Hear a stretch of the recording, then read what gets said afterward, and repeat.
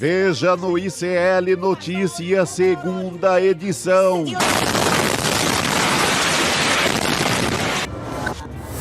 O golpe dentro do golpe. Flávio Bolsonaro defende o uso da força para conseguir anistia, caso o pai seja condenado pelo STF. Qual pecado eu cometi para pagar o preço de uma presidência? Carioca de Balneário Camboriú. Esse foi o meu marqueteiro em 2018. Jair Bolsonaro articula a candidatura de Carluxo ao Senado por Santa Catarina. Além das fronteiras do Oriente Médio, Congratulations, you bring them out. Trump ameaça envolver os Estados Unidos na guerra entre Irã e Israel.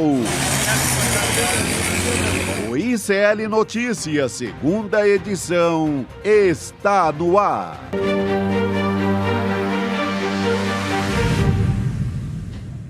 Olá, boa tarde. Seja muito bem-vindo, seja muito bem-vinda. Já estamos ao vivo nos canais do Instituto Conhecimento Liberta, Eduardo Moreira, também no canal da Voz Trabalhadora no YouTube, na sua Pop TV, no Rio Grande do Sul.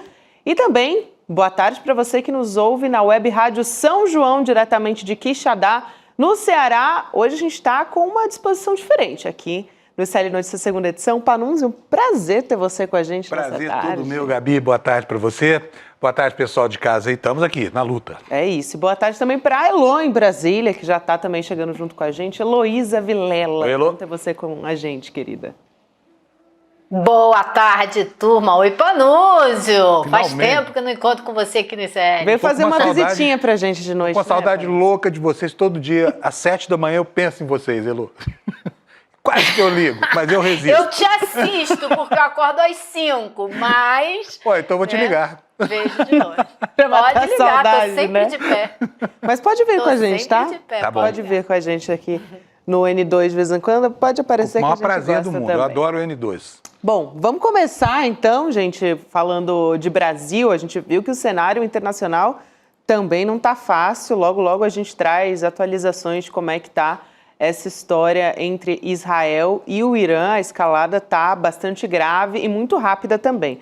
Mas a gente vai começar falando de Brasil, né, Elô? A gente teve uma entrevista que o Flávio Bolsonaro, senador, deu para a Folha de São Paulo. E aí gerou umas manchetes, né, que a gente vai comentar aqui. Na verdade, umas falas completamente absurdas. Dentre elas, ele dizendo que qualquer candidato que for apoiado pelo Jair Bolsonaro nas eleições de 2026, nas eleições do ano que vem, né, ele deve, esse candidato, né, o suposto candidato, garantir indulto ao Bolsonaro, ao ex-presidente Bolsonaro. Então, considerando, claro, que a gente já tenha o trânsito em julgado ali na primeira turma do Supremo Tribunal Federal, que ele seja condenado, né, essa é a expectativa por tentativa de golpe de Estado. Então, o que ele disse? A gente tem aqui a fala do Flávio Bolsonaro, abre aspas para ele, então. O Bolsonaro não só vai querer apoiar alguém que banque a anistia ou o indulto, mas que seja cumprido. Então, vai ter que ser alguém na presidência que tenha o comprometimento, não sei de que forma, de que isso seja cumprido, fecha aspas. Ou seja, a extrema-direita está apostando não só, né, em vencer as eleições, em retomar o poder, mas no indulto ao Jair Bolsonaro, né, Lô? E o que é mais grave dessa entrevista, Gabi, é que ele diz o seguinte: se a esquerda, digamos, ele fala o PT, né, entrar com habeas corpus no STF e o STF disser que o indulto é inconstitucional, então tem que haver uma saída para ele ser cumprido, o uso da força. Ele fala literalmente isso. Então, ele está propondo o quê? Uma continuidade da atividade golpista para garantir que o Bolsonaro não vá para cadeia. Aliás, eu até duvido muito que ele vá para cadeia, viu, Gabi, se ele for condenado por causa da condição de saúde dele. Mas, de qualquer forma, os filhos e a turma do Bolsonaro, eles estão correndo para garantir que ele não tenha que ir para cadeia, mesmo que seja condenado. E o que eu acho, assim, super grave, né? São vários níveis de gravidade no que a gente está vendo aí. Mas tem a gravidade do que ele disse, que é uma proposta clara de golpe caso, né, o indulto não seja considerado inconstitucional pelo STF, mas tem também outros níveis de golpismo. Por exemplo, o advogado do Prerrogativas, o Marco Aurélio de Carvalho, ele destaca que o Bolsonaro está usando a mídia para ameaçar, está usando um jornal de renome como a Folha de São Paulo para fazer uma ameaça. Eu inverteria essa sentença. Eu diria que, mais uma vez, a Folha de São Paulo está se prestando ao papel de ser moleque de recado de golpista, porque deu a ele esse espaço. A Folha de São Paulo não destacou na sua manchete a proposta golpista do Bolsonaro. Falou apenas da exigência de indulto para o Bolsonaro apoiar um candidato. Ela devia ter destacado que Flávio Bolsonaro faz ameaça de golpe caso o pai tenha que ir para a cadeia. Não foi isso que fez. Mas o DNA da Folha a gente já conhece, né? Porque é o jornal que ajudou a ditadura militar brasileira, emprestou carro, né, para levar gente presa, para ser torturada. Então, não me espanta, mas eu acho que a gente sempre tem que destacar o papel que essas pessoas, instituições e grupos tiveram no nosso passado recente, que está ecoando aqui até hoje. O Panunzio, eu vou passar para você, eu queria só destacar aí, porque tem vários trechos, a Elô, acho que ela foi assim um ponto crucial, né? Mas o Flávio Bolsonaro, ele falou, olha só o nível de ameaça, né? Que o ideal era que, para evitar um choque entre os poderes, né, o executivo, o judiciário, o legislativo, era o Congresso avançar com a pauta da anistia. Quer dizer, deu todos os recados ali do que quer fazer. Até vai ter manifestação aí da extrema-direita, né, a bandeira novamente vai ser levantada nesse mês, ainda no final do mês, para, enfim, uma manifestação bolsonarista, convocar o ato lá na Avenida Paulista e tal, para que eles possam mais uma vez pedir pela anistia. Então, ele deu todos os recados que ele queria ali, né, Panunzio? Pois é, vou ver, depois do que a Elô falou, não tem mais nada a acrescentar, mas eu vou colocar aqui um provérbio português, que todo mundo conhece, e uma frase do Barão de Tararé. A frase do Barão de Tararé é a mais célebre de todas. De onde nada se espera, daí é que não sai nada mesmo. A primeira coisa. Quem espera do Flávio Bolsonaro uma atitude que não seja golpista, está perdendo tempo. Aliás, ele já foi até apresentado, né, Elô, como o bolsonarista que come de garfo e faca, né? Parecia que era um sujeito diferenciado da família. Mas, de fato, quando a fome aperta, ele vai com as mãos mesmo, se lambuza todo. E o segundo provérbio que eu falei, que é o provérbio português, é aquele, né, que quem sai aos seus não degenera. Então tá aí, sem querer ser lombrosiano, tá? Não estou dizendo que isso é herdado geneticamente, não, mas é herdado culturalmente. Então não me espanta, é preciso lembrar, no entanto... Educação familiar, né, Panunzio? Exatamente. Educação familiar. É um meme, né? Quem tem esse pai não poderia ser muito diferente disso, né? É exigir, por exemplo, se você foi forjado no bronze, que se transforme em ouro. Não vai dar. Isso é alquimia, não é ciência natural. Bom, só para completar isso, preciso lembrar que eles são péssimos de predição, tá? Porque o irmão dele falou antes da posse do pai que para fechar o Supremo batava um cabo e um soldado. Então, se a assertividade dessa profecia dele for tão boa quanto a do irmão, olha, daqui a pouco tá a família inteira na cadeia. Eu acho... Perdão, você ia complementar. Não, terminei, Lu. Não, eu só ia dizer mais é o seguinte, eles estão chamando essa manifestação, né, para novamente pedir anistia, e essa entrevista do filho 01 do Bolsonaro deixa muito claro que o projeto dele sempre foi livrar a cara do pai, não tem menor preocupação com quem está na cadeia, que participou do 8 de janeiro, mas isso a gente já sabia. Agora, o que eu acho que vai ser interessante ver nessa manifestação que eles estão convocando é o número de pessoas presentes depois daquele fiasco da presença dele no STF, quando ele foi inquirido pelo Alexandre de Moraes, a maneira como ele se comportou, que provocou, a gente já viu isso nas mídias sociais, a ira de muitos bolsonaristas que se sentiram traídos, enganados, porque ele foi lá, ainda convidou o Alexandre de Moraes para ser vice na chapa dele, falou todo bonzinho com o Alexandre, não encarou o Alexandre, não denunciou aquilo ali como um tribunal que ele não reconhece, como ele poderia ter feito, né? Ele não manteve o discurso do enfrentamento que ele fez enquanto estava na presidência da República, ancorado e amparado pelo lugar de presidente que supostamente poderia usar as Forças Armadas para se defender, já que ele era o chefe das Forças Armadas, né? Agora que ele não é chefe de porcaria nenhuma, é só dessa bandidagem dele, agora ele mia baixinho, bonzinho, na frente do Alexandre de Moraes e vai chamar lá a manifestação para gritar aos altos brados pedindo anistia. Vamos ver quanta gente vai aparecer, né? Quanta gente vai se sentir traída ao ponto de não querer aparecer mais por lá. Isso é interessante. Vai ser interessante de observar. Ô Eloy, tem mais uma coisa. Imagina o seguinte, se todo bandido, porque isso trata de banditismo, isso é gangsterismo político. Pra gente não falar, uma coisa sofisticada demais, o cara só estava chamando a população para se opor a um ato de força. Não, isso é banditismo institucional, está tipificado no Código Penal. A sociedade brasileira discutiu, né, essas razões de encarceramento recentemente na revisão da lei da anistia, da Lei de Segurança Nacional, e ficou muito claro. Então, é a mesma coisa. De repente junta uma família importante de gangsters, aí, de estelionatários, ou não vou nem falar estelionatários, assassinos, enfim, pessoal da pesada, né? E faz um movimento nacional para tirar do Código Penal a condenação de todo bandido que assaca contra a vida de alguém, por exemplo, né? Estranha maneira de tentar mudar na marra a realidade, mas só mais uma vez, é óbvio que não tem, institucionalmente, não tem importância nenhuma isso que ele está falando. Tem importância processual penal para ele.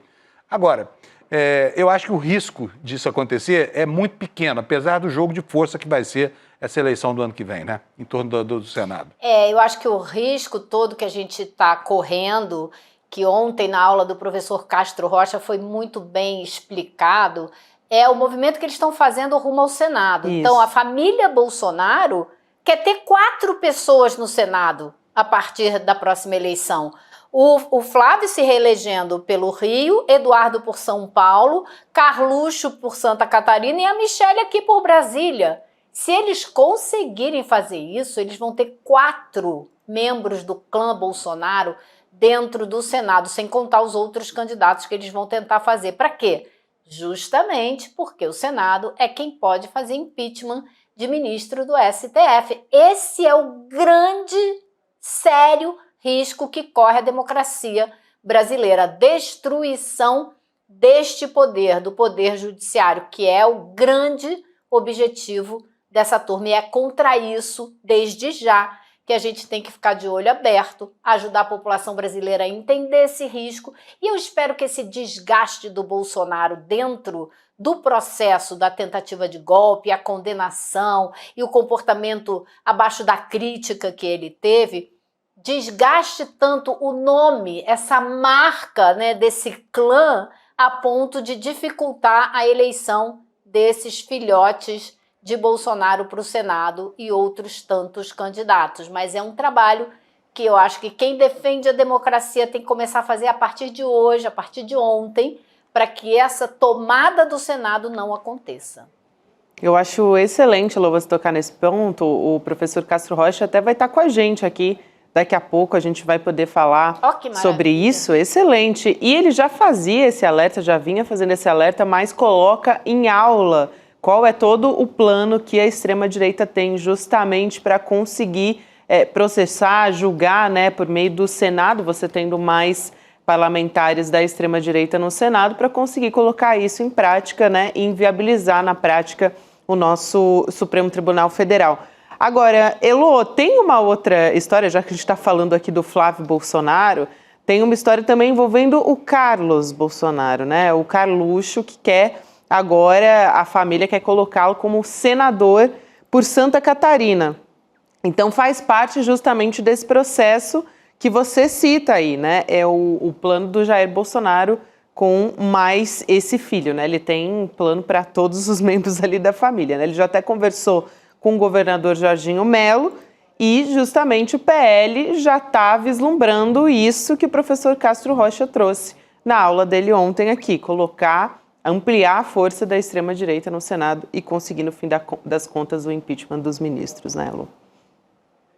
Parece que isso já está bem encaminhado. Inclusive, eu estava lendo hoje que a Júlia Zanata, aquela grande deputada estadual por Santa Catarina, queria concorrer ao Senado e já foi informada pelo PL de que isso não vai acontecer, porque eles vão lançar a Carol Detone, que é aquela deputada que no ano passado foi presidente da CCJ, e vocês viram o que foi a tratoragem da CCJ, então ela, né, apresentou os serviços eficientemente para o PL e agora vai concorrer ao Senado e concorreria então junto com o Carluxo. E a ideia do PL é tentar colocar eles dois no Senado a partir da próxima eleição. Então, ele precisa, para concorrer, ele precisa mudar o domicílio eleitoral dele até o dia 4 de abril. Hoje em dia ele é vereador do Rio de Janeiro, aliás, foi o vereador, se não me engano, mais votado do Rio de Janeiro, por incrível que pareça. Mas isso pode ter sido no auge da onda bolsonarista. A gente pode aí,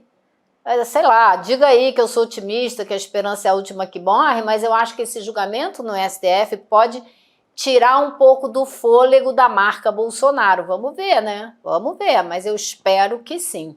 Agora, eu fico aqui pensando, Elo, até quando o povo de Santa Catarina vai suportar essas malas bolsonaristas, sabe? Porque não é possível tanta afronta, né? Agora, o governador de lá, aquela coisa horrorosa chamada Jorginho Melo, fez uma declaração dizendo lá que fez uma brincadeira, na verdade, durante o evento da Construção Civil, dizendo que quer ver separados os estados. Sabe de uma coisa? Eu sou a favor. Querem ir? Beleza. O sul do Brasil, para você lembrar, desde a Revolução Farroupilha, só é do Brasil porque eles quiseram. Então a adesão foi voluntária. Se agora querem ir, acho que deveriam deixar, porque não me parece haver conserto para isso, entendeu? Lá os catarinenses aí que são progressistas, que me desculpem, mas, olha, é impressionante ver como uma região inteira do país fica caudatária da vontade de bandidos como são esses bolsonaristas, sabe? É impressionante, assim, o nível de afronta. Outra coisa, o nível de racismo que existe ali, sabe? Esse governador que toda hora fala uma bobagem, já fez outro dia uma manifestação racista, hoje faz essa história xenófoba de, vamos passar uma trena e a gente fica para... Governador, vai em paz, a gente vai ser vizinhos aqui, vocês vão ter que apresentar visto para entrar no Brasil, vai ser jóia, ó. E outra coisa, não vão estar no Mercosul. Olha, Panuso. Fala, Edu. Olha, Panuso, cuidado, viu? Porque aí em São Paulo a coisa também não está muito bonita, não, mas né? aqui eu sou contra. Um governador, você tem um governador que quer privatizar absolutamente tudo, que usa a política de segurança como política de assassinato, né? Porque mata a 3x2. O secretário de Segurança Pública, o Derrite, agora já estão conversando para ele se afastar de uma maneira negociada. Por quê? Ele quer concorrer à Câmara, né? Concorrer ao Congresso. Ele precisa se afastar dessa imagem que ele construiu de assassino aí em São Paulo, né? Quem usa a segurança para sair matando em vez de garantir a segurança da população. E o próprio Tarcísio também é melhor para ele se afastar um pouco dessa imagem do Derrite, porque, pelo que tudo indica, ele está se preparando mesmo para concorrer à presidência. Acho que isso hoje ficou muito claro. As últimas notícias de hoje mostram que o caminho para ele já não vai esperar o Bolsonaro ser preso, não. O que tudo indica, ele vai começar, já está começando essa campanha. A gente vai entrar nesse assunto. Então, São Paulo... São Paulo também não tá lá essas coisas. Muito não, acho que vai contrário. me sobrar o Nordeste, porque Tarcísio de Freitas em São Paulo, Cláudio Castro no Rio de Janeiro, Zema em Minas Gerais... Eu sei não, acho que eu vou ter que ir pro Nordeste. Eu não tenho dúvida nenhuma, Olha, viu? Não tenho dúvida nenhuma. Deixa eu só trazer uma informação aqui, Panunzio, porque a Elo citou a Júlia Zanatta, né, deputada federal. Ela está, inclusive, negociando com o PSD, ela pode até deixar o PL, está avaliando isso ainda mais para ser também uma opção bolsonarista em Santa Catarina. Então, para o Senado, né, que eu estou falando aqui, para montar essa chapa de Senado, ou para ter uma opção ainda mais robusta, vamos dizer assim, da extrema-direita. Você queria comentar, né, Panunzio? Eu vou trazer informação já sobre... A Elo já tangenciou aqui, a gente tem novidade a respeito da postura do Tarcísio de Freitas. Eu acho o seguinte, a gente não deve mexer com São Paulo, tá? Primeira coisa, São Paulo não é separatista, né? Embora tenha uma elite agrária reacionária pra caramba, a gente tolera eles aqui, porque eles são só 60%, não são 70 e tantos por cento como são lá em Santa Catarina. E nós, paulistas, adotados como eu, ou legítimos mesmo, nascidos aqui, nós adoramos o estado de São Paulo, mas está difícil com relação a Santa Catarina, sabe? Outro dia até pensei em fazer uma visitinha lá a Serras Gaúchas e desistir, porque deve ser um inferno você estar no lugar onde todo mundo que te atende vai de alguma forma, sacanear você politicamente, entendeu? Ainda mais nós, né, que somos rostos expostos aqui. Então, vou deixar essa visita lá depois que o Jorginho Melo terminar o mandato dele. Agora, é sério, gente, falar em separatismo nessa altura do campeonato, né, é o clima de 1865 lá nos Estados Unidos. Tem uma revolução aqui, né, por sedição, e eu acho que essa discussão não cabe nem por brincadeira. Então, estamos brincando aqui com isso, mas o que esse governador Jorginho Melo fala são atrocidades do ponto de vista institucional, porque um país não é uma fronteira. O país é a língua, é a cultura, é o povo, né? São os hábitos, a comida, a culinária. O país é um monte de coisas. É a nação que mora nesse pedaço de terra delimitado geograficamente por uma fronteira que, na verdade, não existe. Então é isso. Eu acho que esse assunto não é para a gente tratar nem com garrafa de... É muito grave que alguém fale em separatismo, especialmente quando o portador dessa ideia é também segregacionista, confesso. Aí a coisa fica bem mal parada. Eu acho que vale a pena a gente falar sobre como é que está a postura do Tarcísio, né, Lu? A gente está dizendo que está difícil para São Paulo. Nesse final de semana, foi até assim surpreendente, né? Quem resolveu atacar de pastor evangélico agora foi ele, foi o Tarcísio de Freitas. Quer dizer, está realmente fazendo um sinal, a gente fala aqui, né? Fazendo um sinal, ele já está acenando de todas as maneiras possíveis, mas ele foi num culto agora da Igreja Assembleia de Deus, que fica lá no Brás, é uma igreja bastante conhecida em São Paulo, e aí ele compartilhou um trecho dessa fala que ele fez lá nesse culto nas redes sociais dele. A gente tem o trecho do Tarcísio citando personagem bíblico para falar sobre como Deus escolhe os homens para as missões. Então, vamos lá assistir. Deus estabelece uma aliança com Abraão, aliança abraâmica. Quando ele fala, sai da sua casa, sai da sua parentela, sai da casa do seu pai. Para onde? Não importa, eu vou te mostrar o caminho. Eu vou te abençoar. O que Abraão fez? Obedeceu. Deus fez essa aliança com Moisés. Vai lá, liberta meu povo do faraó. Quem sou eu para libertar meu povo? O que Deus responde para ele? Eu sou contigo.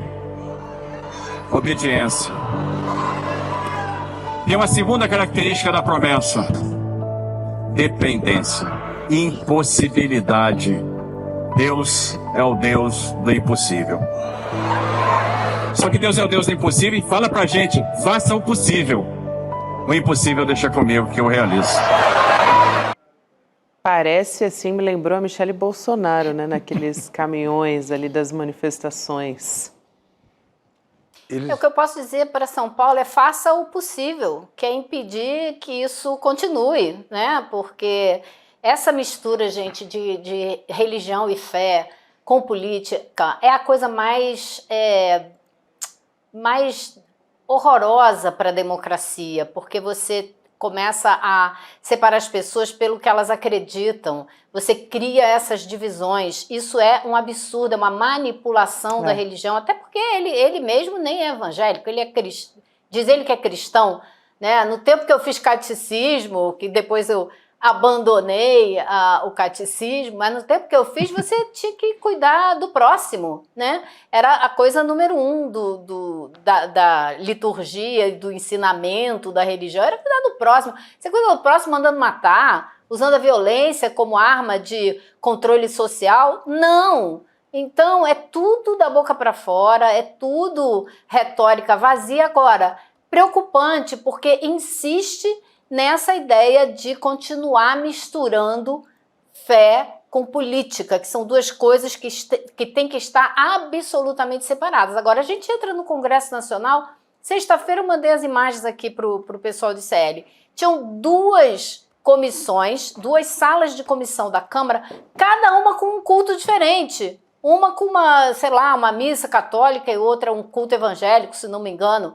O que é isso dentro do Congresso Nacional? Isso é revoltante. Religião e política não podem se misturar, mas isso aí é uso e abuso o tempo todo. Agora, Tarcísio vem com mais coisa por aí, né, Gabi? Porque não foi só o que aconteceu no fim de semana, não. Tem novidade hoje, inclusive. Tem a história do PSD, né, que começou a exibir agora um material publicitário, então não sei se vocês já viram, né? Eu ainda não vi o material na TV, né? Nunca me deparei com ele até agora. mas já está rolando aí, e nesse material o PSDB ele está realçando uma aliança, né, ressaltando ali uma aliança do Kassab com o Tarcísio.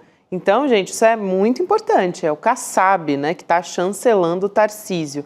Já está na TV aberta, está mostrando o Tarcísio ali inaugurando obra, abraçando eleitores, só para lembrar que o Tarcísio ele é do Republicanos, tá? Então, PSD Republicanos. E aí, a narração diz, né, Elô, os dois formam uma parceria que leva São Paulo para frente e tal. Ou seja, você tem duas coisas acontecendo aí com esses 5 vídeos de 30 segundos cada um que serão exibidos de hoje até a segunda-feira da semana que vem, ou da outra, agora, não, são 2 semanas. Você tem, primeiro, o Kassab colocando a cara dele, o partido dele, claramente na campanha do Tarcísio para presidente. E o Tarcísio se lançando realmente candidato a presidente. Agora, o PSD do Kassab tem 3 ministérios no governo Lula. E o Kassab está claramente apoiando o candidato que será o candidato para justamente disputar a eleição com o candidato do presidente Lula, o próprio presidente Lula. Então, assim, é de uma cara de pau política, né? Assim, onde está, então, a sua aliança, né? E a gente sabe que o Kassab estava preparando esse movimento, a qualquer momento ele ia fazer esse gesto, mas eu achei que acabou acontecendo mais cedo e talvez porque impulsionado pelas pesquisas que mostram que nos últimos 2 meses, o presidente Lula tem tido dificuldade de melhorar os seus índices. Houve assim um estancamento da queda, né, da aprovação do governo nas pesquisas, mas ainda não houve uma melhora.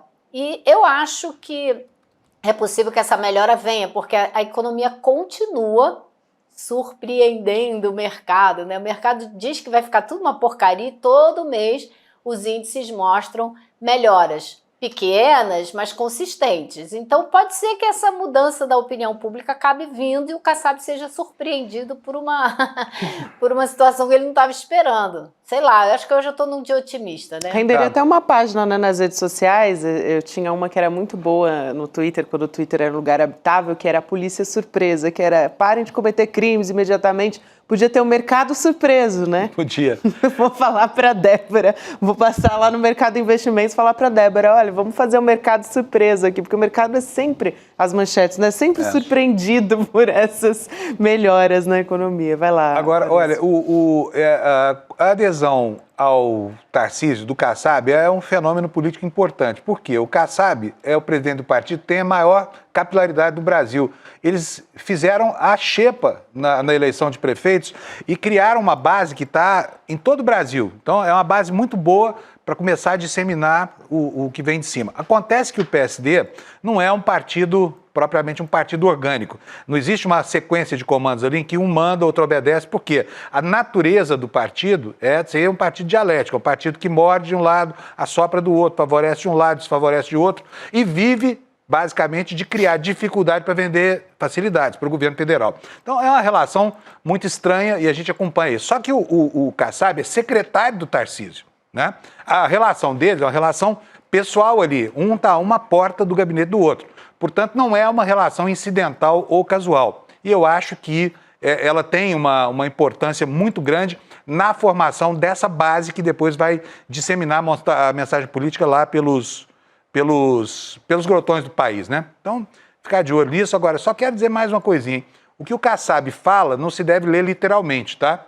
Porque as falas dele são sempre relacionais e elas sempre têm relação com alguma demanda própria dele. O Kassab é um homem que tem um sentido de utilidade muito aguçado.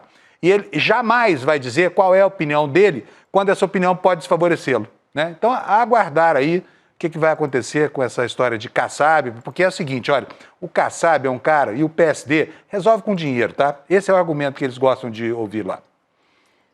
Mas como é que você interpretou esses vídeos que foram lançados hoje?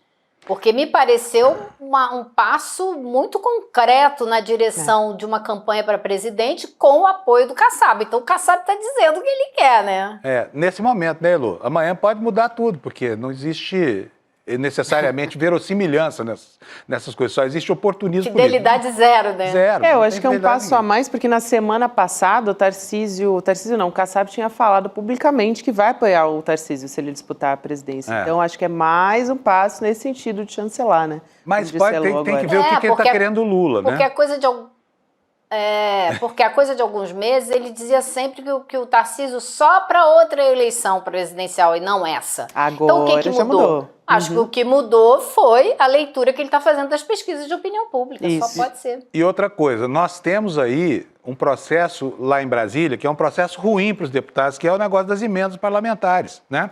O governo, na iminência de contingenciar o orçamento, vai contingenciar uma parte das emendas. Isso diminui o cacife político do PSD, que repito, conversa com o seu eleitorado e só aceita conversas com ele mesmo por causa de grana. Essa é a realidade. Então, não sei. Eu acho que o Kassab vai ficar assim, oscilando. Porque hora ele cria dificuldade para o bolsonarismo aqui, hora ele vai criar dificuldade para o Lula ali. Ele não tem densidade e consistência pessoal. A gente não sabe de uma opinião do Kassab sobre nada. Você conhece alguma opinião dele sobre alguma coisa, Elô? Eu não sei a opinião dele sobre nada, Não. porque ela muda. Ele é muito parecido com o Temer nisso aí, um sujeito dissimulado, que esconde o que pensa. Por quê? Porque é um sujeito que é objetivo demais em relação às suas demandas pessoais, né? Ô, Elô, Exatamente. Por falar em emenda, quando você falou de emenda aí, agora você tem um projeto que está sendo relatado pelo Centrão no Congresso, que quer impor ao governo os prazos para a liberação das emendas e dizer exatamente quando cada volume de emenda vai ser liberado para tirar do governo essa última arma de negociação que ele tem. É a última coisa que o governo tem na mão para tentar influenciar algumas votações no Congresso. Então, assim, tá difícil. Tá difícil. falando em projeto, Elô, eu queria trazer de novo a discussão sobre o IOF, né? Porque hoje está pautada pela Câmara dos Deputados aquela votação do regime de urgência do projeto que quer derrubar esse novo decreto do governo Lula sobre o IOF. E aí essa decisão partiu, a gente até falou sobre isso já, né, do presidente lá da casa, Hugo Mota. Ele teve uma reunião com os líderes partidários e aí veio essa decisão e ele já tinha dito antes também que a proposta de aumentar as alíquotas desagradava a parte dos deputados. E algo que está, assim, pipocando muito nas manchetes hoje, Elô, que eu vi, é as pessoas dizendo, o Haddad saiu de férias, né? A direita está ironizando muito isso, principalmente dizendo que ele fugiu durante a crise. Enfim, queria te ouvir sobre tudo isso. Olha, eu acho que isso não é justo com o Haddad. O que a gente vai ter no Congresso? O que aconteceu hoje? Teve uma reunião na casa do Hugo Mota com lideranças partidárias, onde foi acordado que então hoje vai ser votada essa pedido do regime de urgência para esse projeto que derruba a medida do Haddad do IOF. Mas vai votar apenas o pedido de urgência, não vai votar o projeto em si. E ficou acordado que esse projeto só vai ser votado daqui a 15 dias. Por quê? Semana que vem é uma semana morta no Congresso, porque as comemorações das festas juninas no Nordeste para tudo aqui em Brasília, porque vai todo mundo para o Nordeste, deputados todos do Nordeste vão para o Nordeste. Na semana seguinte, tem o Gilmar Palusa, aquela grande fanfarra do ministro do Supremo lá em Lisboa. Quando vai um monte de gente para lá, os presidentes da Câmara, do Senado, deputado, ministros do STF, etc, etc, etc. Então, para tudo também. Então, são 2 semanas mortas para a política aqui em Brasília. Então, deixaram para votar esse projeto daqui a 15 dias e dando, assim, espaço e tempo para o governo para rever essa medida, a propor alguma alternativa e ter mais tempo de negociação. O que a gente sabe da leitura das matérias que contam os bastidores do que está acontecendo hoje aqui em Brasília é que a ministra Gleisi Hoffmann, das Relações Institucionais, o ministro Rui Costa, da Casa Civil, entraram nessa negociação, ligaram para o Hugo Mota. Então, depois dessa conversa toda na casa, na residência oficial, saiu esse acordo. Vota a urgência, mas não vota o projeto e daí 15 dias para o governo pensar em alguma outra alternativa. Então, você vê, eu acho que o mais interessante de observar nisso tudo é a dança do Hugo Mota. Hugo Mota que foi eleito com apoio tanto da direita quanto da base do governo e do PT, fica jogando para os 2 lados o tempo inteiro até onde ele conseguir.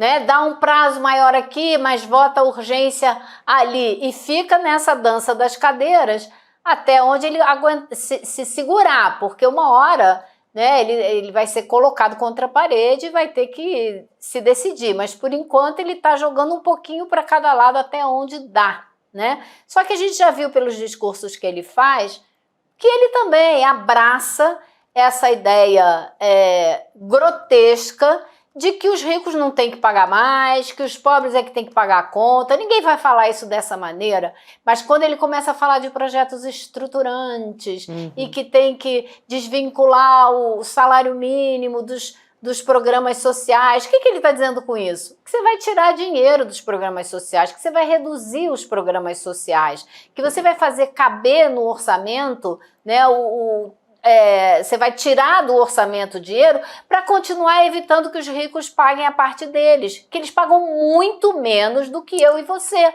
A alíquota real que eles pagam de imposto de renda é muito mais baixa do que eu e você pagamos. Então, ou do que a professora paga, do que o bombeiro, do que a faxineira, do que a manicure, do que qualquer profissional liberal, sabe? Então, essa é a discussão assim, real, né, Lu?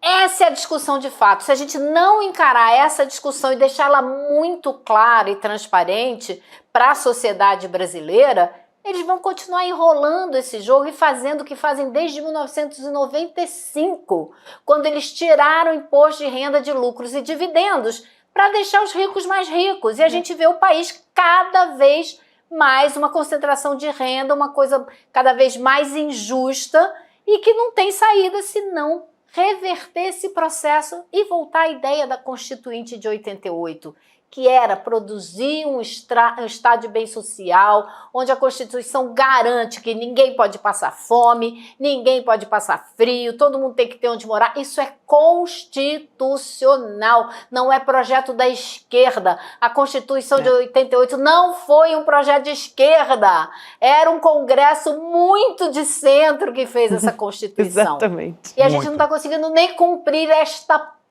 Constituição. Essa linha da Constituição. Elô, obrigada demais. Comparado com o que a gente tem hoje, é uma claro. tremenda Constituição. É lógico, é lógico. Obrigada, Elô, demais. Eu Tchau, acho Elô. que você foi certeira. Não tem nem...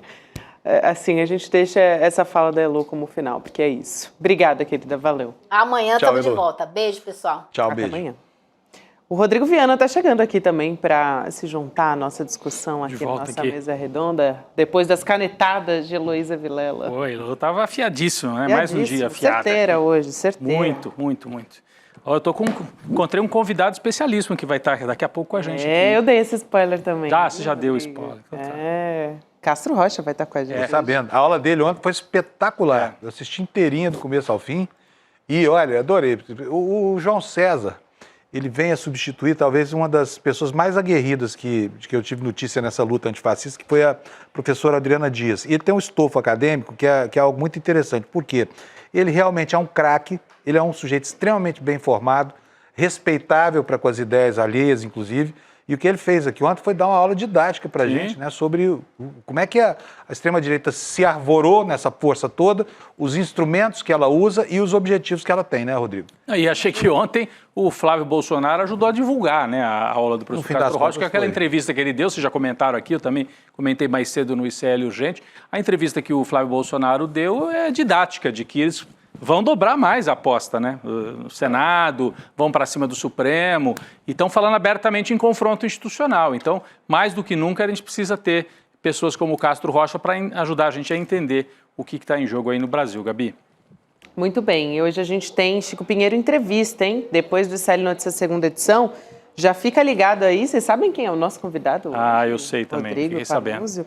É o José Trajano, hein? Craque de bola, literalmente. Esportivo, jornalista, enfim, uma experiência e uma visão crítica muito importante também. Política, sobre a atuação da mídia no Brasil também. Então ele vem conversar com o Chico Pinheiro. A gente tem um trechinho dessa conversa que você vai conferir hoje, depois do N2. Vamos assistir. Muita gente criticou a postura do Xandão, sem saber que nesse tipo de arguição ou de conversa com o réu, o relator não pode interferir, ele mesmo falou isso. Ele não pode contestar. Ali a chance que o réu tem... É o momento da defesa. De se explicar, no caso dele, contar todas aquelas mentiras, não é? E ele fica ouvindo, porque tudo aquilo vai servir de base para o relatório final e para a condenação. Que eu até li hoje, que tomara que aconteça, pode acontecer até antes, mas pelos trâmites que estão sendo... Tem 15 dias para isso, 15 dias para cá, 5 dias. Em outubro vai estar em cana.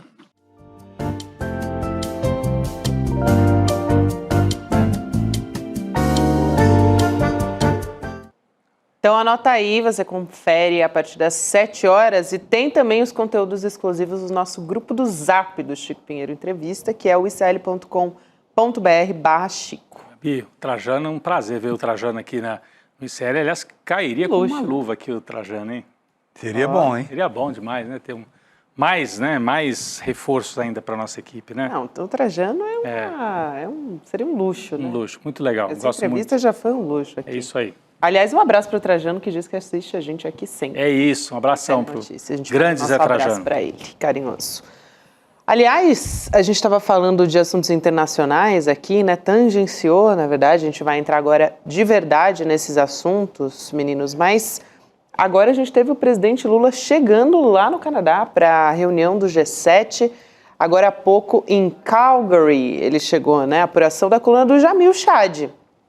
É que os auxiliares do presidente deram ali um pouco do tom do que vai ser dito. E o presidente Lula, segundo a apuração do Jamil, vai dar recados bem duros aos líderes mundiais.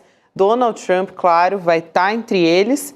E eles, claro, o presidente Lula nunca deixa de tocar em assuntos importantes ali, como, por exemplo, conflitos, né, guerras. E agora ele vai falar sobre o que está na pauta, que é esse conflito entre Israel e Irã, que está avançando muito rapidamente. E aí tem outros assuntos também que ele vai entrar, que são importantes, transição energética, outros presidentes da COP30 também, que vão estar lá, né? Que no final do ano, na verdade, né, a COP30 vai acontecer, ele vai falar sobre isso também. E ele vai falar sobre Donald Trump. Só que o Donald Trump, claro, não vai comparecer na COP30. Ele já é uma carta bem fora desse baralho, né? Porque não tem nenhuma preocupação com o meio ambiente, muito pelo contrário, né? Sim, certamente não estará aqui na COP30, né? O Lula vai aproveitar esse encontro lá do G7 para convidar vários chefes de Estado das principais economias do planeta para estarem pessoalmente em Belém do Pará no fim do ano aqui no Brasil. Vai aproveitar essa reunião do G7 e vai fazer uma reunião também com o Zelensky, não é isso, Gabi? É uma reunião bilateral com o presidente da Ucrânia. Agora, que também está em guerra, né? Ou seja, mais uma vez nessa temática. É uma pena que haja essa intercorrência dessa guerra horrorosa lá. Por quê? Porque o foco dessa reunião não era outro que não o clima, né? E agora não tem clima para o clima, tem que cuidar do clima do Oriente Médio. E espera-se que o presidente Lula também não fique só na oratória, que ele transforme a sua posição em medida concreta, orientando a diplomacia brasileira a romper relações com esse Estado genocida de Israel, que está tirando a nossa possibilidade, né? Acho até que não vai acontecer isso não, viu? Talvez uma medida um pouco menos drástica, por exemplo, como congelamento de programas militares, alguma coisa assim, mas algo tem que ser feito além da retórica, vocês não acham? Eu acho que tem que ter uma declaração. Bom, o Brasil já se posicionou fortemente, não tem embaixador em Israel já há algum tempo, né?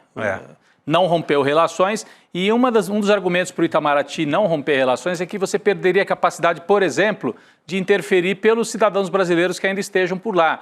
Essa semana mesmo, quer dizer, hoje, né, basicamente, nós vimos a saída desse grupo de deputados e políticos de direita que estavam fazendo turismo de guerra lá em Israel, e para tirar esses cidadãos de lá, o Brasil teve que interferir, teve que agir em parceria com Israel, tirou pela Jordânia. Então, um dos argumentos para não romper com Israel é esse, né, Gabi? É isso. E até pode ser ali, claro que o presidente Lula sozinho não vai conseguir resolver essa situação, muito pelo contrário, depende da boa vontade sempre dos Estados Unidos, mas vai tentar fazer uma pressão para tentar amenizar e colocar essa discussão na mesa também. Então, isso vai estar na pauta e acho importantíssimo.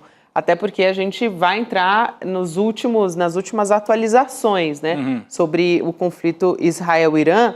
Então, no domingo, a gente teve uma intensificação muito grande desses ataques contra o Irã e o Netanyahu também ele bombardeou, ele mirou nas instalações de energia, né, do país. O petróleo é muito importante, é quase que o coração financeiro do Irã, então preocupa muito esse avanço aí dos ataques. E aí também sinaliza uma escalada dessa violência. Quem também tem se pronunciado a respeito disso é o Donald Trump. Ele ameaçou, na verdade, né, que se o Irã atacar os Estados Unidos, ele já colocou os Estados Unidos na discussão, né, dizendo assim, olha, Irã, se vocês atacarem os Estados Unidos ou colocarem a gente nesse jogo, a gente não teve nada a ver com isso. Mas a gente vai rebater, já ameaçando, né? Mas o Irã não tem nenhum gesto de atacar os Estados Unidos, não tem nenhuma possibilidade nesse sentido, né? Não tem. Então, isso não está colocado, né? Hoje, eu falei mais cedo, Gabi, a gente viu nas agências internacionais várias notas na linha de é melhor que o Irã feche logo um acordo. O Irã já está até aceitando fazer um acordo em termos que não sejam nem tão bons para o Irã, porque o Irã já perdeu, o Irã está ferrado, o Irã tem que sentar na mesa de negociações e aceitar negociar qualquer coisa. É a máquina de propaganda ocidental, né? Então o Trump está também nesse discurso, hoje mesmo ele falou, é bom que o Irã aceite voltar e negocie o tratado nuclear. Olha, o Irã estava na mesa de negociação e foi interrompida a negociação pelo ataque do Netanyahu, movido em parte pelas questões domésticas do Netanyahu, que está ameaçado de ser derrubado como primeiro-ministro dentro do parlamento. Então, o Trump chegar e dizer, não, o Irã precisa voltar à mesa de negociação. Quem interrompeu as negociações não foi o Irã, foi Israel, com esse ataque em que simplesmente comunicou Trump que ia fazer o ataque, porque os Estados Unidos estavam tentando, a retórica toda do Trump quando foi eleito em 2, 3 semanas eu resolvo todas as guerras do planeta, não tem guerra na Ucrânia, não tem guerra mais lá no Oriente Médio. Não resolveu nenhuma nem outra. A guerra Ucrânia-Rússia persiste e a guerra Israel contra Gaza se transformou numa guerra ainda mais perigosa para o planeta, que é uma guerra Israel contra Irã, Gabi. Agora, aliás, Panunzio, o Trump está numa sinuca de bico, né? Porque isso deu uma rachada na base de apoio do Trump, porque uma parte não concorda com esse apoio restrito a Israel e diz, não, a gente tem que deixar Israel na guerra sozinho, os Estados Unidos não tem nada a ver com isso, então também está nessa E só lembrando que essa posição é uma posição que nasce da manifestação do Trump em campanha, que se apresentou como um pacificador, como um sujeito que em 30 dias ia acabar com a guerra Israelo-Palestina e que, enfim, o mundo ia ficar em paz. E depois começou com os seus arroubos, né? Vamos construir um resort em Gaza, agora está ameaçando fritar Teherã.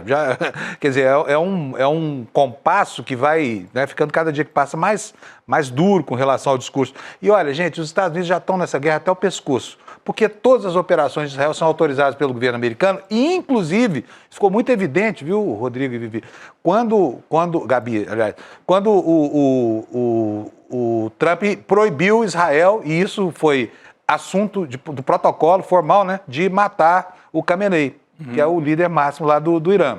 Então, quer dizer, toda operação de Israel passa por isso. O armamento de Israel é todinho norte-americano.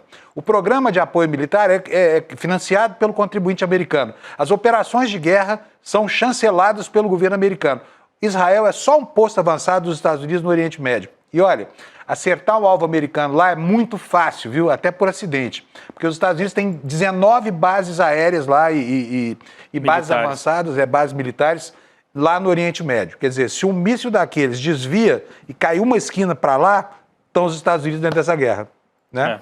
É isso. Então, a gente tem, até para complementar essa história, porque acho que é uma das discussões principais, é sobre assassinar o líder supremo do Irã, né? O Ayatollah Ali Khamenei, que ganhou atenção mundial depois desses ataques, mas tem um funcionário até do alto escalão ali dos Estados Unidos que disse para a AfD que o presidente Donald Trump teria vetado um plano de Israel de assassinar o Ali Khamenei. Então, o Trump diz que, e o Netanyahu também tem evitado falar a respeito disso, que o Trump vetou, não vetou, mas está muito claro, né, gente, porque está saindo da imprensa do mundo todo sobre o quanto os Estados Unidos influenciam ali, são praticamente, né, uma resposta ali junto com a outra. Eu para falar a verdade, tudo que vem das agências de notícia ocidentais, eu desconfio. Bom, de todo lado, né, a gente desconfia. No meio da guerra, as agências, em parte, são usadas, às vezes se deixam usar e às vezes são usadas sem perceber,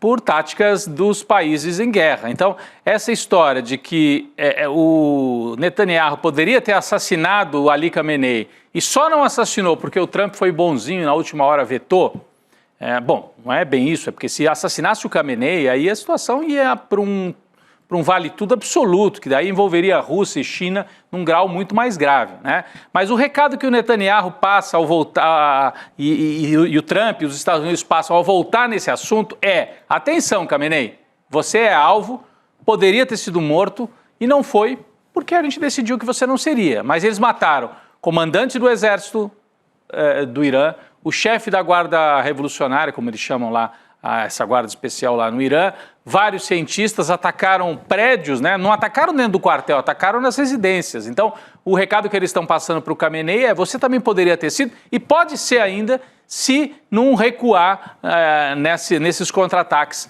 a Israel. Então, são recados que são dados através da imprensa, nesse caso também. Pode ser que o Trump, de fato, tenha vetado?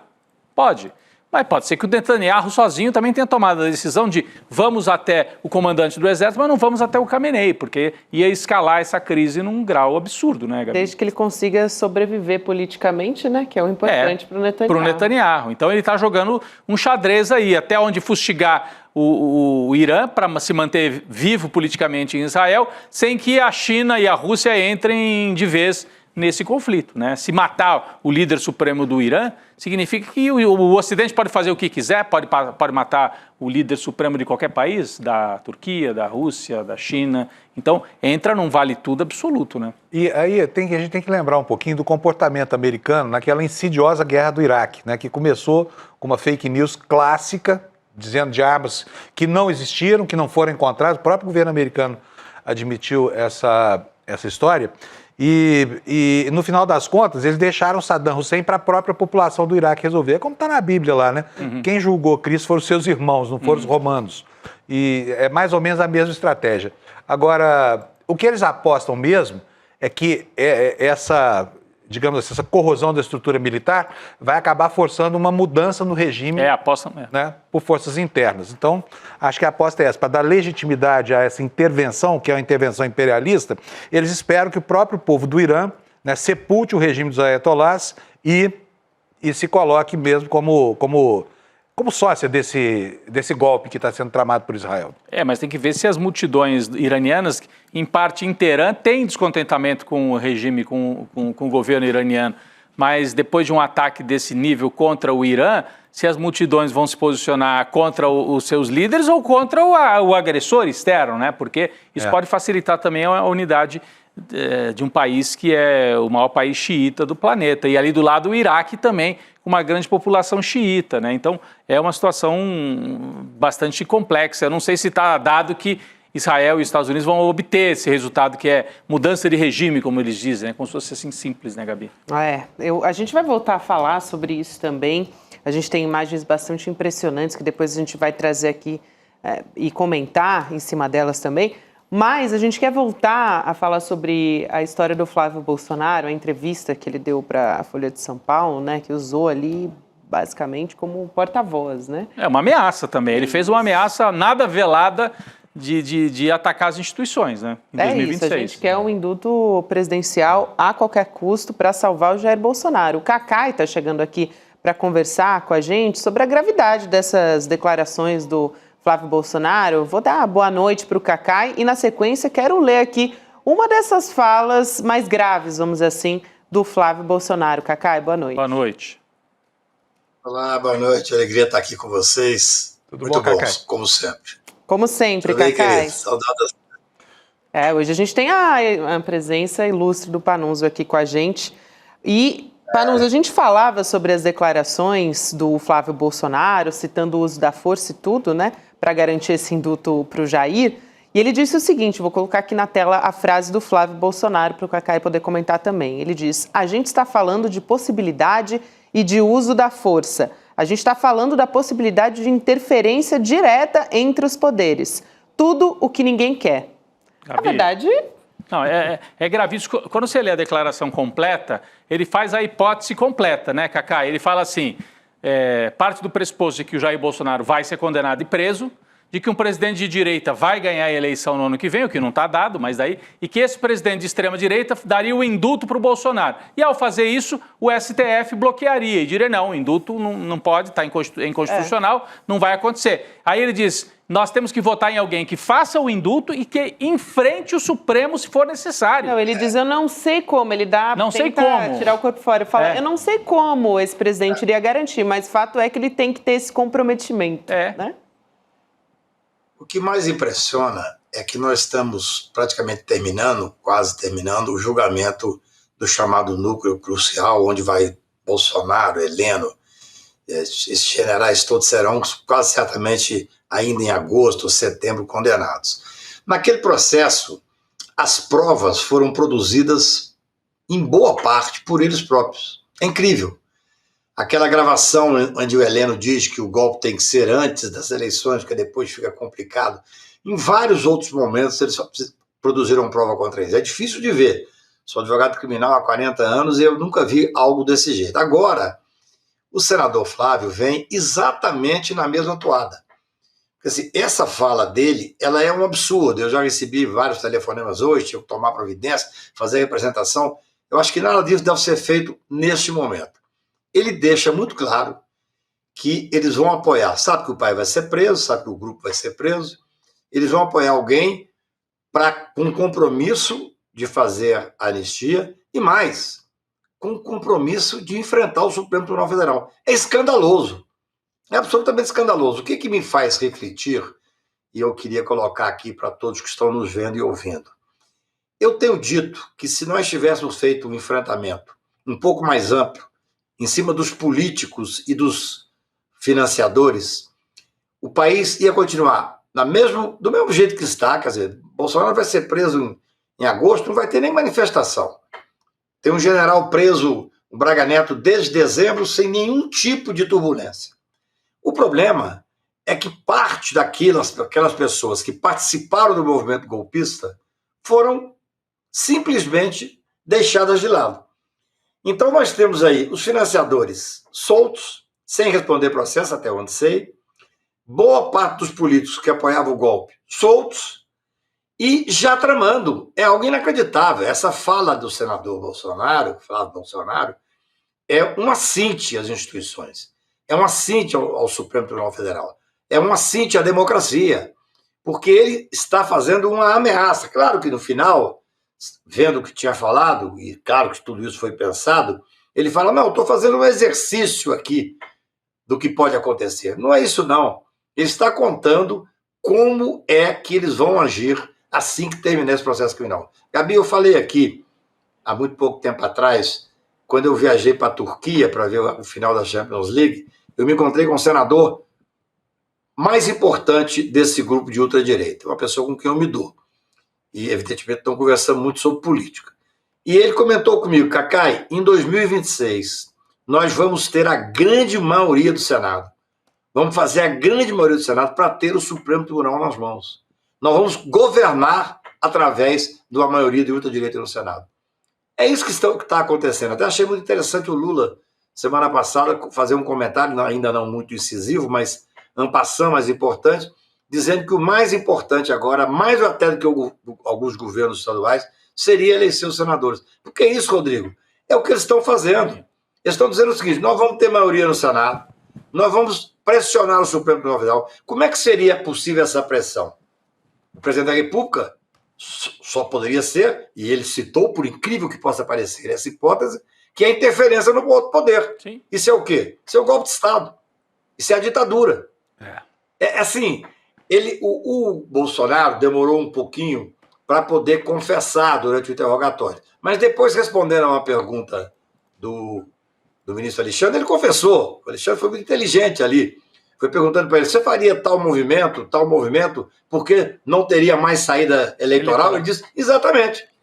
Então, naquela hora, inclusive, até é engraçado que o ministro Alexandre, a gente que tem experiência de interrogatório, olha para o Paulo Gonet e fala, podíamos parar aqui, né? Já foi. Porque tem a confissão. Agora, é engraçado. Já foi, Fábio.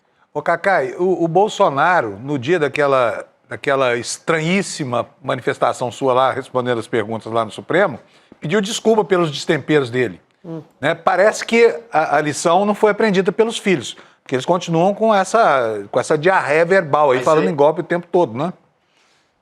Exatamente isso, Fábio. As pessoas que ficaram de fora se sentem um pouco protegidas e, convenhamos, esse grupo que não foi atingido ainda pelas investigações, eles sabem que só resta a eles, infelizmente, a tentativa de fazer, não frustrado, mas de fazer novamente, tentar o golpe. Porque, assim, é óbvio, gente, quando o Bolsonaro for preso, é incrível como é que os grandes jornais, a grande mídia, faz pesquisa colocando o Bolsonaro disputando, ele está inelegível. Isso aí é uma forma de enganar a população.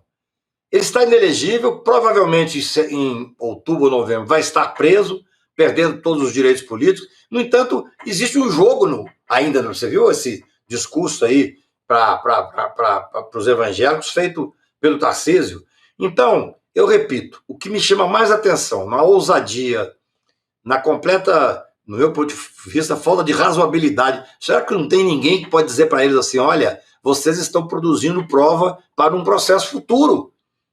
O senador disse que ele só vai emprestar o prestígio do pai, que não terá prestígio na época das eleições, mas vamos lá, na cabeça deles, se tiver o compromisso de anistiar ou de indultar, e mais, se tiver o compromisso de fazer isso valer no Supremo.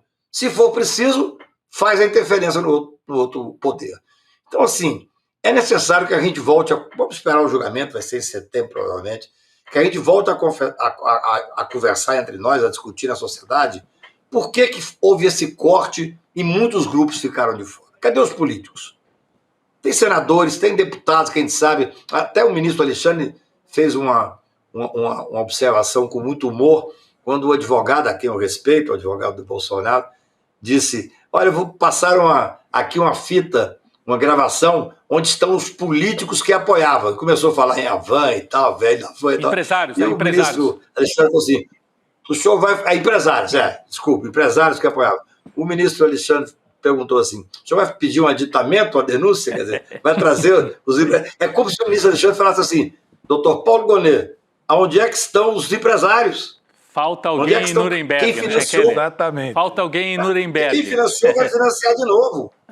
Nós estamos vendo aqui um atrevimento do senador da República que reconhece que o pai vai preso, fazer o acordo de apoiar alguém para ser anistiado e, além disso, fazer uma proposta de manutenção da anistia, nem que seja através da interferência dos poderes. É muito grave. Gravíssimo. É extremamente grave.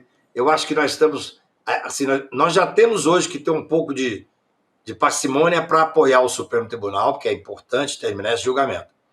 Mas eu vou voltar a falar, talvez até antes de setembro, e discutir com pessoas que eu acho que são importantes nessa quadra brasileira, de que não é possível essas pessoas ficarem instigando o Supremo Tribunal, julgando a população contra um poder constituído, poder que por sinal, é quem está sustentando a estabilidade democrática. Aliás, Cacá, está faltando muita gente nesses inquéritos aí, viu? Por exemplo, um que eu sinto uma saudade do nome dele é o Valdemar da Costa Neto. Sim. Aonde é que está o Valdemar? Porque o Valdemar é um baita delinquente, ele financiou o estudo daquela... O Instituto Voto Legal, que aliás era o voto ilegal, o Instituto Ilegal do Voto, alguma coisa assim, mas ele pagou com dinheiro do PL, ele estava na investigação, indiciado pela PF, entre a Polícia Federal e a PGR, ele sai, ele não vai para a denúncia do PGR.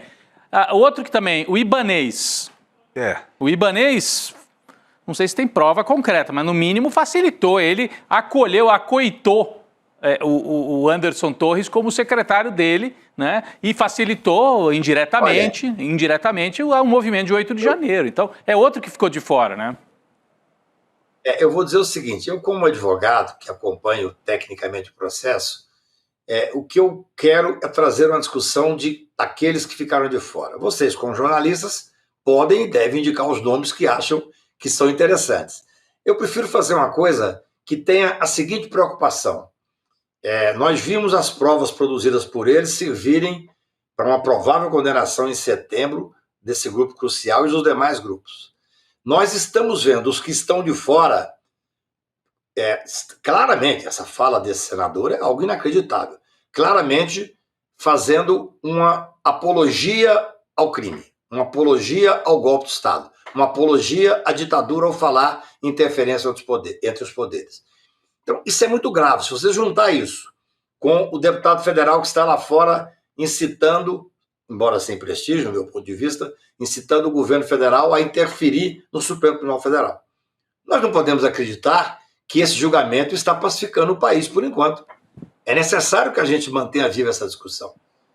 Claro que o mais importante agora, sem dúvida, é terminar o processo o mais rápido possível, dentro dos limites constitucionais, processo penal democrático, dentro da Constituição, mas é hora também de já começar a tomar atitudes, porque, olha, nós erramos muito. Como não houve punição no golpe de 64, 68, nós vimos o que vimos. Esse pessoal, o Bolsonaro é fruto disso. No dia do impeachment da Dilma, ele elogiando torturador dentro do Congresso Nacional. Sim. Quer dizer, o Brasil tem que aprender. Esse julgamento é importante? É importante. É um julgamento significativo para manter as instituições democráticas? É extremamente relevante. Mas, olha, eles não estão abaixando a cabeça. Eles estão do lado, articulando publicamente, articulando na televisão, articulando na imprensa, articulando nos jornais. Imagine, então, o que eles não estão fazendo por trás. É isso. Porque os financiadores estão todos soltos. Os políticos estão todos com as asas aí, batendo asas para onde querem. Nós temos que aprender. Eu tenho dito que esse julgamento pode pacificar o país.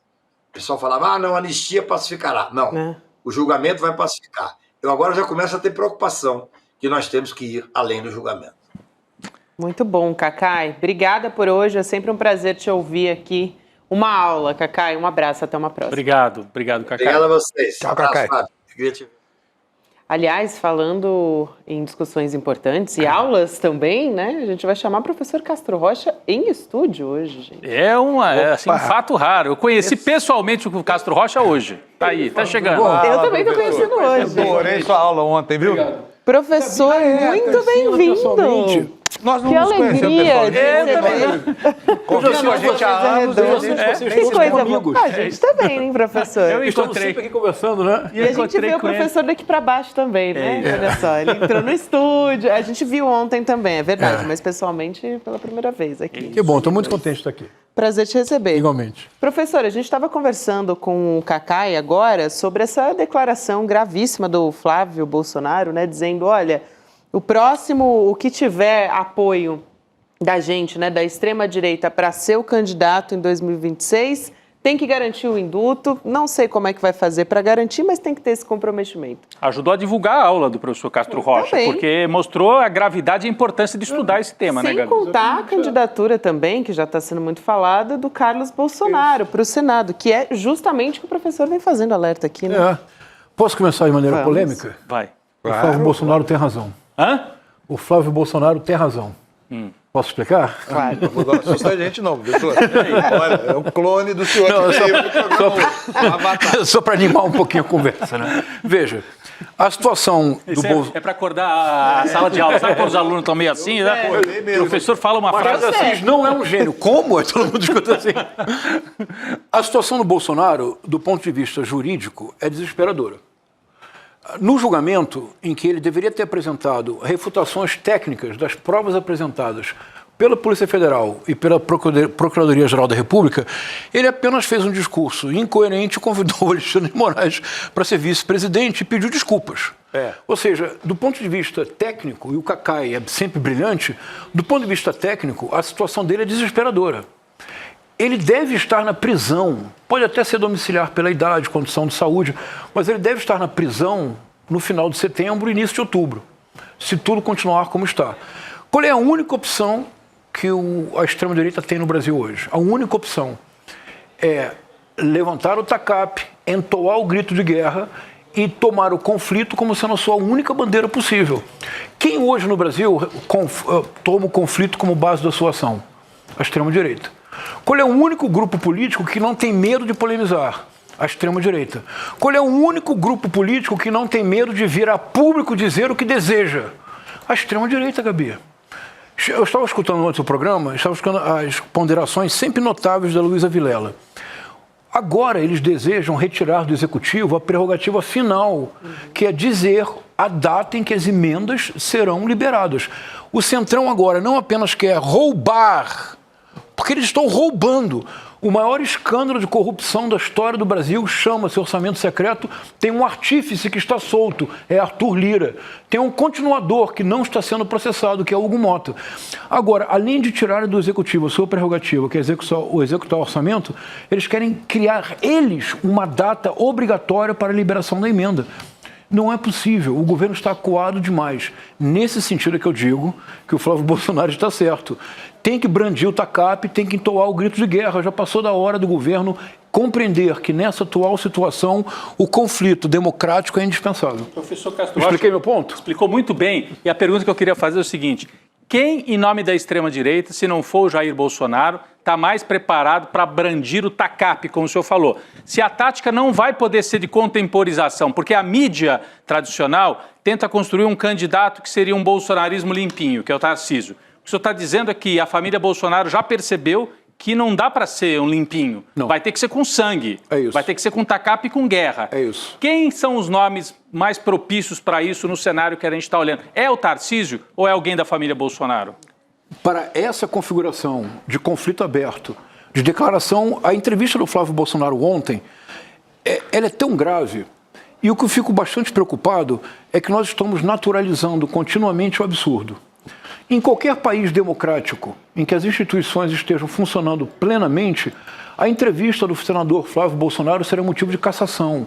Gabi, o que ele disse ontem na entrevista para a Folha de São Paulo? Ele disse com todas as palavras: ou o próximo candidato assume o indulto e encontre a forma de fazê-lo, isto é, encontrar a forma de fazê-lo, não há como fazê-lo, a não ser pela força. E disse, ou há uma anistia geral, ou nós vamos levar ao impedimento do ministro Alexandre de Moraes e do ministro Flávio Dino, de todos aqueles que se opuserem à política da extrema-direita. Uma declaração mais clara não poderia ser feita. Nesse sentido, Tarcísio Freitas não pode embarcar nessa canoa. É impossível. Para essa canoa, o candidato tem que ser o Flávio Bolsonaro. Nem mesmo Eduardo Bolsonaro, porque Eduardo Bolsonaro está no exterior e eu acho que terá dificuldade de voltar para o Brasil. Mas o Flávio Bolsonaro seria a figura ideal para esse tipo de confronto, que ele anunciou ontem. Quem anunciou o confronto nesses termos tão abertos, ontem foi o Flávio Bolsonaro. Deixa eu repetir um ponto que eu acho que é importante. E vou dizê-lo com cuidado. Eu compreendo o gesto político do Flávio Bolsonaro. É um poker, é um all-in. Ele colocou todas as fichas na mesa. O governo não pode recuar. O sistema judiciário não pode recuar. Em algum momento, nós vamos precisar compreender que o Brasil só avançará quando nós tivermos o conflito como norte, mas o conflito dentro das regras democráticas. A isso que eu me refiro. O conflito que o Flávio Bolsonaro anunciou é inconstitucional, é criminoso do ponto de vista político. O que Hugo Mota e Arthur Lira fazem, chantageando o governo para roubar do Tesouro Nacional 61 bilhões de reais, isso tem que ser investigado pela Polícia Federal. O Supremo Tribunal Federal não pode permitir que continue acontecendo. O conflito, Gabi, se tornou inevitável, mas ele pode ser feito dentro das regras democráticas. Professor, agora Caso contrário, a extrema-direita avança e a ditadura começa ano que vem, ainda que eles percam as eleições presidenciais. Pois eu acho que a gravidade do que Flávio Bolsonaro disse é um pouco maior do que parece. Por quê? Porque há jurisprudência firmada, tem uma doutrina inteira. O caso do Daniel Silveira, por exemplo, foi um caso clássico. Ele foi condenado a quase 9 anos de prisão. Por quê? Por conspirar contra o Estado Democrático de Direito e porque tentou coagir testemunhas do curso do processo. Então o Supremo já decidiu, está decidido. Não tem como indultar individualmente o Bolsonaro ou quem quer que seja. Não é um caso personal. Só não pode, porque não pode, é a doutrina, é a jurisprudência, é a tradição. E aí o que ele está falando é que eles vão fechar o Supremo, já que essa possibilidade não existe. Exatamente. Então isso é uma ameaça concreta. Agora eu quero saber, na sua opinião, além de ser um absurdo, isso também será que é crime, hein? Eu devia ter perguntado isso para o Cacai, mas me parece que é um crime, sim. Instigar o conflito dos poderes é crime. É crime, é. E a ameaça de fechar o Supremo se algo não for feito de acordo com o que se deseja, não somente é crime, como é reedição de uma triste página histórica brasileira. Nós esquecemos com frequência que antes do Viktor Orbán aposentar os juízes da Suprema Corte da Hungria, nomear juízes novos para ficar 15 anos no poder, ele está 15 anos no poder, de 2010 até hoje. Quando Trump conseguiu reverter a Suprema Corte americana e torná-la conservadora, e por isso ele é presidente hoje, porque a Suprema Corte conservadora deu um parecer absolutamente inédito nos Estados Unidos. O Trump foi o primeiro candidato à presidência com uma condenação penal na Corte de Nova York. A Suprema Corte norte-americana disse que um presidente não poderia ser acusado por nenhum ato na sua presidência. Por isso ele pôde ser candidato.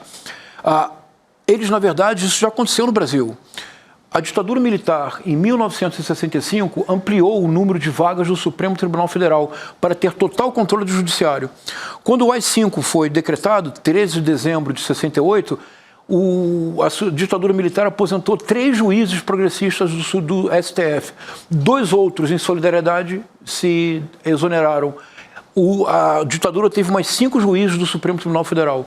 A razão pela qual a ditadura nunca foi contestada é porque a primeira ação da ditadura foi manietar o judiciário. É o que eles querem fazer em 2026. Eles querem, mas eles estão dizendo. Estão dizendo. Agora, tem uma coisa muito importante. Isso o Cacai sempre alerta.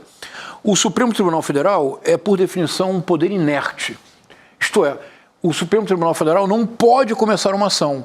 Mas, meu Deus do céu, que o PT, que o PSOL, que o PCdoB, que o PDT, que façam uma representação junto ao STF para avaliar se houve ou não crime nas declarações do Flávio Bolsonaro. O Flávio Bolsonaro está concitando ao golpe. O golpe que eles não conseguiram dar em 2022, porque o judiciário não foi manietado, eles querem fazê-lo agora. E eles estão preparando o caminho em 2030 para o Tarcísio. Se o Tarcísio, em 2030, se tornar presidente com o judiciário manietado, abandonemos de vez a ideia de ter, em algum dia, uma nação Brasil, uma nação fraterna e solidária que tem um povo, porque com essas pessoas nós apenas teremos um país bem-sucedido, nunca mais do que isso, e bem-sucedido para muito poucos. Então, nesse sentido, é conseguir implementar, vamos dizer assim, uma ditadura, ainda que não ganhe as eleições de 2026, por meio da usurpação do judiciário, né, professor? Essa é a minha intuição, Gabi, que o verdadeiro projeto deles é este. E se eles conseguirem, então por isso o Carlos Bolsonaro, senador em Santa Catarina. Porque o Carlos Bolsonaro, como senador em Santa Catarina, eu acho que não perde para ninguém. O Renan Júnior virá como deputado federal. Então eles estão tentando constituir uma tropa de choque para tomar o Senado, para manietar o judiciário. Porque se isso acontecer, com o Bolsonaro sendo indultado, o Bolsonaro pode voltar em 2030. Sim. Mas se não for o Bolsonaro pela idade, se for o Tarcísio de Freitas em 2030, com o judiciário totalmente manietado, esse país vai acabar. Nós vamos virar uma Argentina, vamos virar um Chile. O projeto de pinochetização do Brasil terá triunfado. E contra isso nós temos que lutar até a última gota da nossa energia. O Flávio ainda, né? Como a senhora alertou aqui também. Teve uma notícia que acabou de sair, que eu acho que vale a pena a gente trazer aqui, que envolve o julgamento do Bolsonaro lá no Supremo Tribunal Federal, porque a defesa dele pediu hoje, segunda-feira, lá para o Supremo, a anulação da delação premiada do Mauro Cid. A defesa do Bolsonaro pediu anulação da delação do Mauro Cid. A gente até discutiu, né, sobre a possibilidade realmente dos advogados de Bolsonaro tentarem, acho que não foi a do Bolsonaro, foi a do como é que ele chama? Do Bolsonaro o candidato a mesmo. vice do Bolsonaro, o Braga Neto. Foi o Braga Neto. Não, a manchete que eu tenho aqui é a defesa de Bolsonaro pede anulação de delação do Cid. Então agora. foram duas. Então foram 2 pedidos hoje, porque teve o Braga Neto mais cedo. Né? Estão usando a mesma estratégia, portanto. Eles estão loucos com isso. E aí, 2 veículos de imprensa no Brasil atuando fortemente para isso, né? Folha de São Paulo e Revista Veja. A Folha de São Paulo, eu vou te falar, assim, virou quase que porta-voz do bolsonarismo. Né? Vocês entendem o porquê, não entendem? Sim, o projeto econômico, né? Tem uma razão imediata. A mídia corporativa hoje não consegue mais sobreviver. Não somente os jornais se tornam cada vez mais magros, mas elas não conseguem sobreviver, não conseguem fechar as contas. Porque não existe mais, como havia antes, propaganda, não existe mais um setor de marketing tão poderoso quanto era. Qual é a única chance que a mídia corporativa tem de sobreviver? É se for serviçal ao mercado financeiro. É bem importante que isso fique claro para a nossa audiência. O que está em jogo, de fato? O que está em jogo é a manutenção da estrutura de um país muito bem sucedido. E o Brasil é um país muito bem sucedido, a 8ª economia do mundo, parque industrial avançadíssimo, um centro financeiro pujante como o de São Paulo. Mas é apenas um país bem sucedido, nunca foi uma nação. Nunca foi uma nação porque não há povo, não pode haver povo sem nação. Pensem, se me permitirem, pensem, por exemplo, num o poema mais conhecido do Brasil, Canção do Exílio. Vocês já repararam uma coisa na Canção do Exílio? O que não tem na Canção do Exílio? Minha terra tem palmeiras, onde canta o sabiá, as aves que aqui gorjeiam, não gorjeiam como lá. Minha terra tem mais flores, meu sol tem mais estrelas, nossa vida mais amores. Não permita, Deus, que eu morra sem que eu volte para lá. O que falta na Canção do Exílio? Povo! Não tem povo na Canção do Exílio. Na Canção do Exílio não é um país, é uma paisagem. Não é povo, é fauna e flora. Por quê? Porque o poema é de 1843, e em 1843 mais de metade da população que vivia no Brasil não era povo, porque era escravizada. Esse é o dilema brasileiro, ainda hoje não foi resolvido. Então por que eles estão apoiando de maneira tão decidida esse projeto? A mídia corporativa hoje só vive do mercado financeiro e da Faria Lima. E para a Faria Lima e para o mercado financeiro, manter os juros altíssimos é fundamental. Por quê? Porque a dívida pública é paga, os juros da dívida pública são pagos com a taxa Selic. Por isso, os grandes analistas de mercado sempre erram, jogando o PIB, o aumento do PIB para baixo e a inflação para cima. Para justificar os juros altos. Porque assim eles fazem uma pressão na sociedade para manter os juros altos, porque a cada 1% de juros da taxa Selic, se cair 1%, Gabi, sabe quanto o governo federal economiza? 42 bilhões de reais. Com 42 bilhões de reais, o que o governo Lula não poderia fazer pelo povo?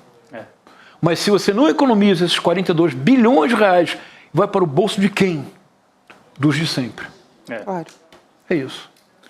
É por isso que a aula do professor Castro Rocha, Gabi, a aula que a gente assistiu ontem, né, é tão importante, e por isso que é importante também quem não assistiu, assistir ainda, né? A gente tem essa possibilidade, não é isso? Ainda pode? Sim, não, professor, tá liberado. Você sabe que eu entrei aqui, não contem pra ninguém, mas eu entrei aqui com frio na barriga, eu não consegui nem comer durante o dia. Ontem, né? Porque eu tô acostumado a dar aula para 20 pessoas. Aí o Lindener, que é um excelente amigo, falou, João, fique feliz, já temos 96 mil inscritos. Eu perdi o sono, eu falei, não. Aí eu entrei aqui no estúdio com frio na barriga, eu falei, não vou conseguir. Então, deu aula pro Maracanã.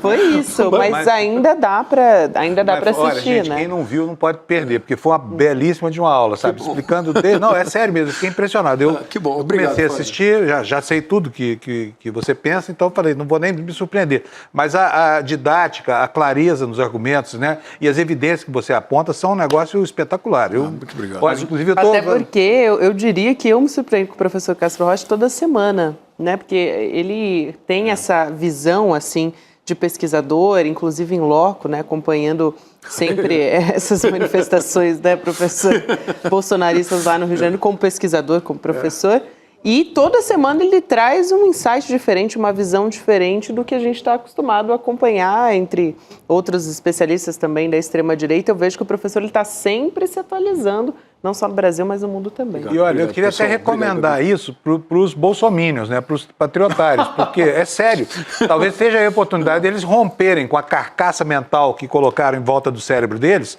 e despertar para o fato de que estão sendo uns idiotas úteis, né, para uma causa que não vale a pena. Mas olha, me ocorreu uma ideia, por que vocês não organizam aqui uma conversa, me convida e convida os bolsomínios para a gente conversar? O Flávio Bolsonaro? De aberto. Eu estou bastante convencido que com bolsonarista tucur, infelizmente, não é possível conversar. Porque se alguém realmente acredita que Carlos Alberto Brilhante Ucha é um herói, você não tem conversa. Você levanta da mesa, vai embora e espera que a lei haja. Porque não tem conversa possível. Se alguém acha que a mulher tem que ganhar menos porque é mulher, que o preto é inferior porque é preto, o que você vai conversar, Gabi? Não tem conversa. Mas com eventuais eleitores de Bolsonaro, eu gostaria muito de conversar. Por exemplo, eu tinha um sonho de ir para Papuda. Se me deixassem, eu passava 2 dias na Papuda com aqueles bolsonaristas presos e leria com eles, juntos, fazia um clube de leitura sobre o alienista do Machado de Assis. E eu acho que eles compreenderiam, minha esperança, eles compreenderiam que eles estão na Casa Verde da dissonância cognitiva. Isso. Mas o senhor sabe como é que é mesmo. O senhor lembra nas entranhas do bolsonarismo e é otimista. Não, e ele já citou aqui Gonçalves Dias e Machado de Assis em 5 minutos de conversa. Eu acho que essa conversa do senhor com os bolsonaristas vai funcionar. Não vai funcionar muito, não. Nós leríamos o alienista. Eu só vou... Não, o alienista termina o seguinte, olha, o médico lá, o maluco da Casa Verde lá, termina assim, eu achei que a loucura era uma ilha. Na verdade, a loucura é um continente. Exatamente. Né? Exatamente. Ele liberta todo mundo e vai para prisão. Então, no final, o Bolsonaro compreenderá que ele é o verdadeiro golpista, ele liberta todo mundo e ele vai para Papuda sozinho. Pronto. Eu acho que o senhor ia se divertir e eles não iam entender nada. Só isso, professor Catrola. Mas olha, Machado de Assis, eu vou dizer que Machado é esse? É o Machado lá da cidade de Assis, sabe? Enfim. Ô, Fábio, mas só assim, enquanto o professor está falando, está aqui na nossa tela o replay liberado da aula. Então é importante frisar, né? Isso. Que a gente vai ter a Semente do Caos. Quem não assistiu ontem pode assistir o replay da aula completa. Você pode garantir a sua vaga, está aí na tela, icln2.com.br. Você digitando esse icln2.com.br, abre um campo ali para você preencher o seu e-mail. E aí a turma te avisa quando for rolar o replay, né? Assim, quando for passar de novo a aula, ou pelo QR Code também, Gabi. Até porque quem assistiu pode assistir de novo também, mas para quem não assistiu é por tempo limitado. Não é que você vai assistir a qualquer momento depois. Não, você tem que fazer sua inscrição e vai ficar disponível só por algum tempo. Então, é limitado, então tem que fazer a inscrição enquanto a gente está conversando aqui. É um bom momento até, né? E olha, gente, aceita a sugestão, tá? É super importante ouvir essa aula. Obrigado. Essa aula é aquela aula que a gente chama de aula magna com prazer, viu, professor? Obrigado. É verdade, é verdade, Fábio. Não, e assim, a aula ter ido ao ar, né, e agora poder ser repetido. Na semana em que o Flávio Bolsonaro dobra a aposta, né, eles começaram falando do cabo e do soldado, que iam fechar o Supremo com cabo e soldado. Não deu muito certo. Subiu no palanque lá em 2021, disseram na Paulista, acabou, não respondo mais para o STF. Também não deu certo. Tentaram o golpe em 22 e 23, não deu certo, mas eles estão tentando de novo. Né? E a cada vez me parece que o golpe fica menos assim improvisado e mais institucionalizado. Exatamente, esse é o ponto, exatamente. Porque ele está anunciando, agora nós vamos fazer via instituição, via Senado, via pressão institucional dos poderes. Então, é uma aposta que vai sendo dobrada e vai se tornando menos na base do cabo e do soldado e mais elegendo senador para dar um golpe. Para dar um verniz. É isso. Exatamente. Professor, um prazer te receber, tê-lo aqui com a gente nessa bancada. Volta mais vezes para a nossa mesa redonda, professor. Obrigado. Obrigado, Gabi. Obrigado, Rodrigo. Obrigado, Fábio. Obrigada, Panunzio. O professor pode ficar com a gente. Eu posso ficar. Um cafezinho depois. Isso não é uma achei que era para sair. Não, ele está agradecendo. Nós vamos encerrar o programa. É isso. Rodrigo, Panunzio também, que não vem todos os dias. Bom demais ter essa composição. Aliás, era divertido a gente encerrar o programa assim. Já sai levantando e termina assim, né? Ficando de pé. Nossa, a equipe vai adorar. Vai adorar, uma confusão. Sai tirando o microfone, assim, ia ser divertido. Boa noite para todo mundo, gente. Amanhã a gente está de volta. Obrigado. Tchau. Até amanhã. Fala, turma. A gente teve no domingo uma das aulas mais importantes da história do ICL e também uma das que teve o maior público até hoje. Uma aula onde o professor João César Castro Rocha revelou em detalhes o plano em curso da extrema-direita no Brasil. E é um plano para semear o caos e colher o poder total. Se você não assistiu essa aula, você tem a obrigação de fazê-lo. Isso porque se todos não souberem do que está acontecendo e se a gente não se juntar para enfrentar, a gente corre o maior perigo que já correu até hoje. A gente liberou o replay dessa aula para que você possa assistir. Olá, eu sou a Juliana Baroni e tô aqui para te fazer um convite. Toda terça-feira às 19 horas tem o Precisamos Conversar, um programa de debates feminino. A gente tem que ver, tem que analisar, vale tudo por qual dinheiro, quem tem dinheiro e o que é dinheiro no país. Já foi mais ou menos uma cama. Aqui no Instituto Conhecimento Liberta e também nos canais do Eduardo Moreira. Então, você não pode perder. Um beijo, até lá!